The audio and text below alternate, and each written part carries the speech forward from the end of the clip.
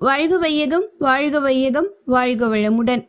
வாழ்க்கை மலர்கள் ஆகஸ்ட் 25. சமுதாய தொண்டு. இளமை நோன்பு இல்லறம் இரண்டையும் முறையாக ஆற்றியதால் பொருள் இன்பம் எனும் இரு பிரிவுகளை பற்றிய அனுபவ அறிவு கிடைத்துவிட்டது. இந்த இரண்டும் உடலையும் அலைந்து திரியும் மனதையும் பற்றிய அனுபவ அறிவு ஆகும். மேலும் உயிர் மெய்ப்பொருள் என்னும் இரண்டு மறைப்பொருட்கள் மனிதன் என்ற இயக்க நிலையத்தில் அடங்கியுள்ளன. இவற்றை அறிந்தால்தான் மனிதன் அறிவு முழுமையாகும்.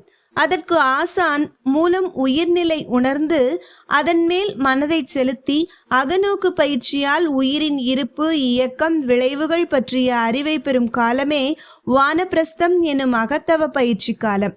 அகத்தவத்தால் அறிவு முழுமை பெற்றுவிட்டது. இயற்கையை பற்றிய முழு விளக்கமும் வாழ்வின் வளம், நெறிமுறைகள் பற்றிய அனுபவமான அறிவும் கிடைத்துவிட்டன.